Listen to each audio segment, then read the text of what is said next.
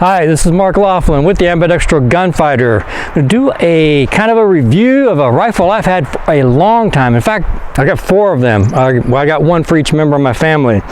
That is the KelTec SU16, which is a great backpacking rifle. In fact, I consider it the KelTec SU16 combined with the Eberlestock MiniMe backpack with the rifle scabbard, kind of a package deal.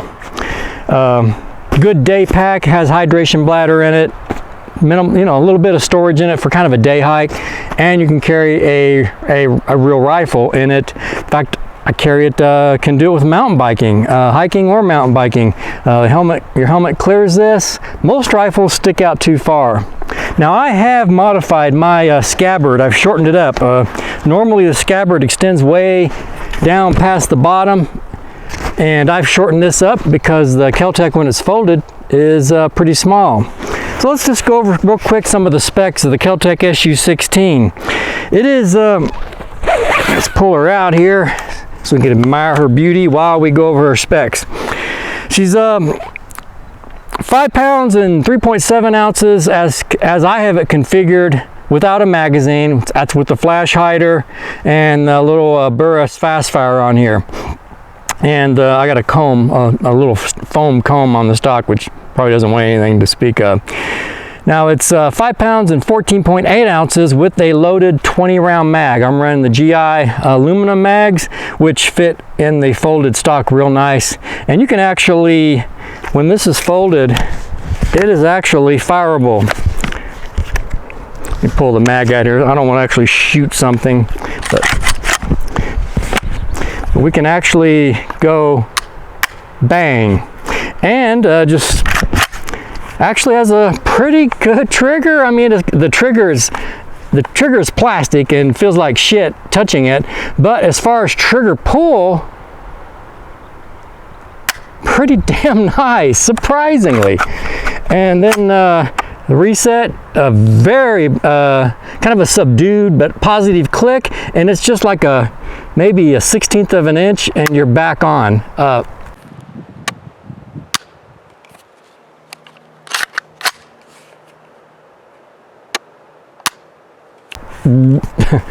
Shocking. I'm always surprised when I pick it up because it feels like kind of a cheap toy gun or something. It's so lightweight that it always surprises me when the trigger is so good every time I shoot it. I don't use it that much, really. Now, of course, as I have it configured here, it is 37 3/8 inches long. That's with the flash hider.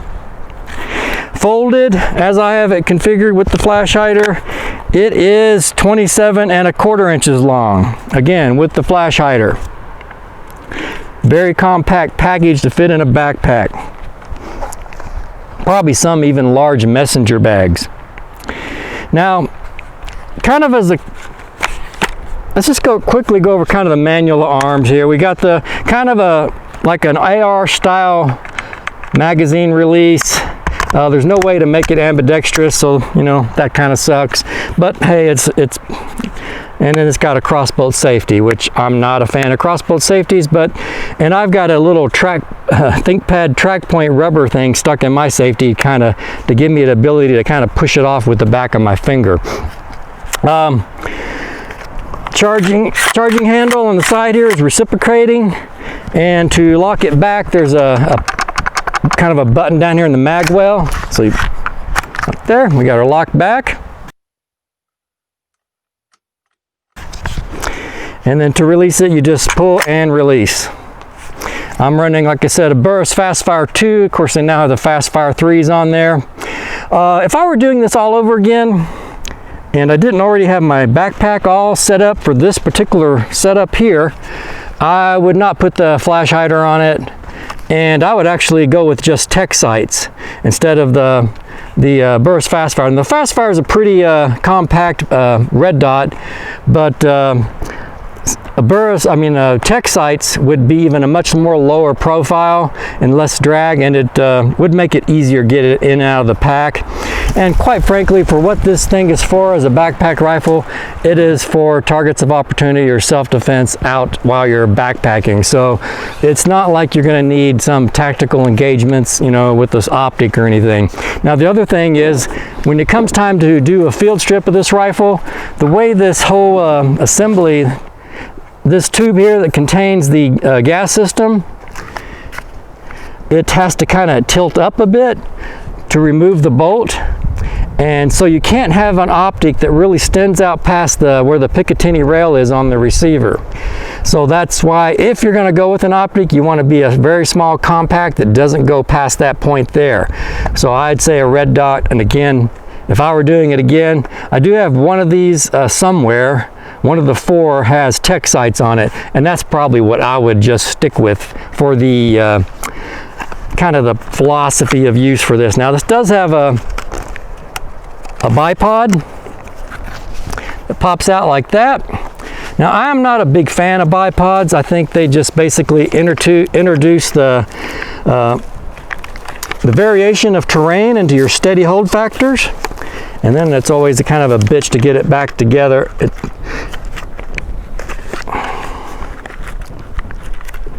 There. I've lubed that a bunch and it just still wants to, there we go. So anyway, bipod, I mean, it's, I guess maybe there's a use for it. I think it's a great foregrip. I have no reason to want to get rid of it. It's got a great feel for it. It's comfortable, smooth. It's no drag when you're pulling it out of your pack. So I really like the foregrip. I would not try to replace one of them stupid quad rails or something. Now the other thing, let's just talk about, you know, based on what this rifle's built for. Don't try to tactical the KelTec SU16. Now you can do all kinds of stuff. You can put the quad rail foregrip on it, a pistol grip, you can put you some big massive optics on it, and basically try to make it be an AR. Well, this little son of a bitch is not an AR. Don't try to tactical the SU16c. This thing is lightweight, compact. That's a huge design achievement by KelTec. So don't fuck it up. If you're gonna get if you want an AR-15, get an AR-15. You want a backpack rifle, this is your backpack rifle. Now, I mentioned that if I were doing this again, I would not run the flash hider. I would not run the flash hider, muzzle brake, suppressor, any of that shit. This has a 16-inch barrel stock. I think maybe a little bit, just a little more than 16 inches. If I was gonna have more length on this, I don't want it to be a flash hider. What do I need a flash hider for? Out here in the wilderness, flash hider, backpacking, I don't need a freaking flash hider. If anything, I would rather, if I'm gonna add 2 inches to the length of this, overall length, I'd rather it be barrel length. Extend the range just a little bit. I don't want a muzzle brake. The thing is really mild recoiling. It's surprisingly, for how light this is, how mild recoiling it is, and I'm pretty sure that has to do with the gas piston system, I guess.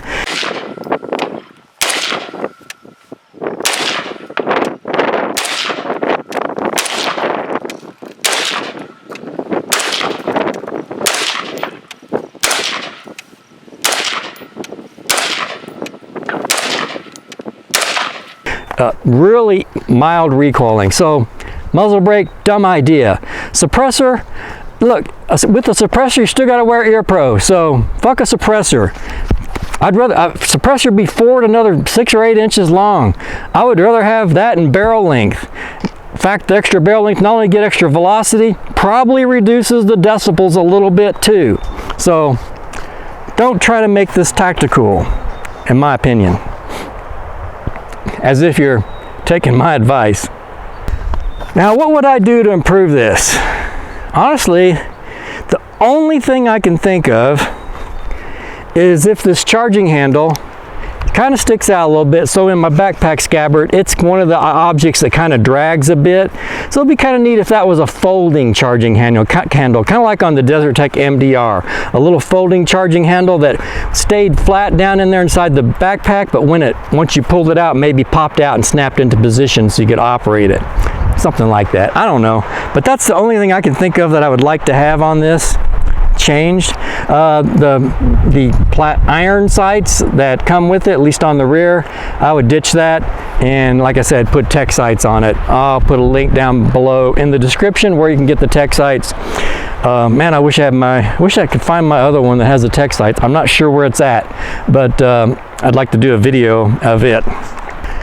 Okay, just to reiterate, this is not really a go-to war combat rifle. Maybe like a scout or recce rifle, you know, you throw it lightweight in your backpack, you can move fast, reconnoiter, and, you know, get counts of the enemy and their position and all that kind of shit. You know, this can fit and keep a light load on you. Maybe for that, for a go-to-war rifle. But if you really want to go to a rifle, I suggest the DesertTech MDR, the KelTec RDB, or an AR-15. I mean, just those are the real, battle rifles, I guess you'd say. Now, like if you were attending a Project Appleseed marksmanship clinic, you can do it with this. I've done it with the red dot. The tech sights would be fine for that. Preferably you want to do it on a kind of a cool day. If it's really hot out, it's like shooting it a lot and it gets really hot from like an Appleseed shooting the AQT, and you're going through quite a few rounds. It's like it gets maybe a little flexible. I mean, that sounds horrible to say that, but that's kind of what it feels like, or at least seems like the accuracy drops out a little bit. I mean, maybe it was just me. Maybe I just was sucking it. Maybe the heat was affecting my brain. But I have scored riflemen on it with this, but it's not as easy as with an AR or especially with a Ruger 1022 or a Tippmann M422. Now, what is this for? Like I said, this is a backpack rifle. If you're going into grizzly country and you want to have a rifle, here you go. If you're hiking in mountain lion country and you want a rifle with you, KelTec SU16. If you're in bear country, wolf country, you know, if you got to deal with wolf packs, you know, a few magazines at 5.56 ought to deal with most any wolf pack you run into. So a good backpacking rifle. But let's look at opportunity cost. Do we really even want this hiking with us? Do we want to carry even this amount? I mean, it's not, this is probably the lightest rifle I think you can just about buy that, I mean, it's affordable. Do we even want to pack a 5 or 6 pound rifle, 6 pounds with ammo, with 20 rounds of ammo? For that same weight, I can carry a Hellcat with 92 magazines. It's over 1,000 rounds. I can carry a 9mm Hellcat and 1,000 rounds, or this with 20 rounds. Damn, that's a pretty big difference. In fact, you know, we talk about opportunity costs, and I have a spreadsheet, I'll include a link, kind of going over the whole opportunity cost and margin utility stuff. When we talk about opportunity cost, I mean, there's more than just that. I mean, the trade-off, I could have this rifle or say the 9mm, and the 9mm I could pack, say just 30 or 25 rounds. Just say on my Hellcat I carry 11, put the 11 round flush magazine in it and one in the chamber, so there's 12, and then I carry the 13 round mag. So I've got 25 rounds with the Hellcat. That really ought to deal with any situations, and unlikely that they are, in the wilderness backpack and hiking. Bears, wolves, mountain lions. But, and then, so I could carry that Hellcat plus 25 rounds, plus first aid gear, plus some extra water, plus maybe some other emergency supplies instead of this. Now, still, it is pretty cool that I can carry this. In fact, it's very cool. I can't think of any other rifle I would carry on a backpack mountain biking. I mean, most of them, in my backpack, they bounce against my head or my helmet. And really uncomfortable, bounce around and everything. This with the Scabbard and this MiniMe backpack just is great. I don't like putting weight on my body. I've got enough on it when I'm mountain biking. I don't like to add actually more stuff on me. I prefer to carry my weight on my bike as much as possible, like my water. That's why I use old school water bottle cages on my mountain bike. But if I'm going to carry a rifle mountain biking, This is going to be it. There's no way I'd be carrying an AR-15 on a mountain bike, or I could do this on a motorcycle. This is great on a motorcycle. Okay, I like the SU16c very much for its intended use as a backpack, lightweight backpack rifle. But this rifle is something of a thoroughbred. I mean, they made it as light as they can and still keep it operating. Now that means some things maybe are a little bit too lightweight. At least I did have one of the four I owned did end up with a cracked receiver, and I do have it's a really old video from, I mean, way back. It's really shitty. I mean, if you think my videos now are shitty, it is really shitty. But I'll put the link down in the description so you can kind of compare how shitty I was back then to how, you know, I'm maybe a little less shitty now, you know, suck less. But anyway, it cracked right across the back of the receiver while I was out shooting coyotes, and to KelTec's credit, I mean, it took care of it right away. It came back. I'd had it, the whole thing with the camo pattern on it, you know, the whole thing. And then it came back with the new black receiver, and they sent it with a new barrel, if I remember right. And so I stuck with the two-tone look. I decided, hey, that looks all right. I'll stick with that. I don't like black rifles. I paint, if I have a black rifle, I paint it, not because I'm trying to be tactical and camouflage and stuff, although it helps, I guess, for coyote hunting, but mainly because I can then set this thing down in the hot sun, and it's not going to end up becoming like super hot. And so that's why I paint my black rifles. Now, if I'm carrying this as Scabbard, it's protected from the sun pretty good, so that's good. So.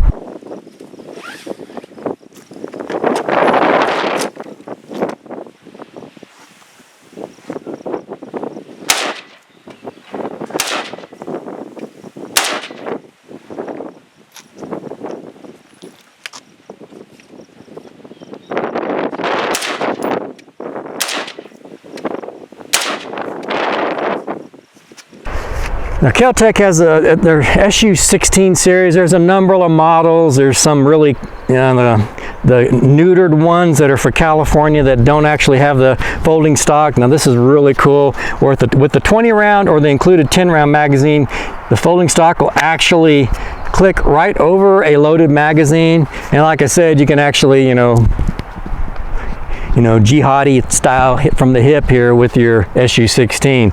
So that's pretty cool. It's nice that I live, you know, I'm glad that I live in a free state where I get to own cool stuff like this. Sucks to be you if you don't. Now KelTec also makes a SU22, which is kind of a SU16 patterned design. It's pretty much the same thing, but it's like the SU16, the models that are made for California. It doesn't have the folding stock, but it does have where it can break down and fold up. It's just not, you can't fire it with it folded. But anyway, it's a 22 long rifle version, and I got one of those. I thought, hey, it'd be great, you know, kind of practice with my backpack rifle with cheap ammo. And honestly, that thing was a piece of shit. I sent it back, I think 3 times before I finally just gave up and sold it. But as far as the SU16s, I love them. Great rifle. Oh, and I think I mentioned this at the beginning, but I did with the Optic, I do need a little bit of a riser on the cheek to get my good solid cheek weld here. And so there was some, I found it on Amazon. It was a 3-pack of these foamy things, and it came up and it looked, once I got it, it looked like crap. I actually kind of wouldn't recommend it, but if you want to do this, I mean, there's maybe a better way, but I can say, I'll put a link below and you can check it out for yourself. They came with the 3, like I said, these foam pieces, and I trimmed it to fit on here. And I think it looks okay and works pretty good. And but the 2 of the 3 were very asymmetrical, so like I said, kind of crap. It looked like it was just like leftover packing foam that they just repurposed and packaged it up and sold it for, you know, basically sold it for, you know, to recoup some money from it or something. I don't know, but anyway, that's one way to do it. There may be better options there, but if you do run an Optic, of any kind, even a red dot, you're going to need to elevate your cheek weld a bit. That's one reason I recommend, if I were doing this, like I said, all over again, I would run tech sights on this. I'll include links in the description, check that out, and run those tech sights, much lower profile. That way you don't have to add this cheek rest on there. The regular plastic cheek works just fine if you're running irons. And the tech sights are really good irons. Actually, the front sight on this is basically the same as an AR-15. It's the post sight. I can't remember what the minute of angle, you know, how big that post is. It's fairly medium, not coarse, but not real fine either. The rear sight, I mean, these rear sights will work. You can use it, but the tech sight's so much better. You can actually, there's a lot of adjustability in it. It's kind of like the sights you might see on an M1 Garand. At least it's kind of designed based on that. Tech sights are really popular for the, also for the Ruger 1022s for those that are attending Project Appleseeds. Now, at my age, it's kind of nice to have the Optic to put the focal plane, your sighting system in the same focal plane as the target, so that helps my eyes out a little bit. But the tech sights actually work pretty damn good. So very cool rifle. I recommend it once you have your battle rifle squared away. If you think you need one of those, this is a great backpack rifle. I mean, it's not ambidextrous. You know, I could really dig on it for not being ambidextrous, but it's still a great rifle. Just a quick shout out to my Tomac Cortez mountain bike. Old 26er from 2009 with RockShox hydraulic disc brakes, running a 1x11 drivetrain, using the box 46 tooth cassette, 46 for the low gear. Running everything else pretty much Shimano components. Poor frame has been battered. Had to do a bunch of welding here to repair total breakages, but super lightweight, handles awesome.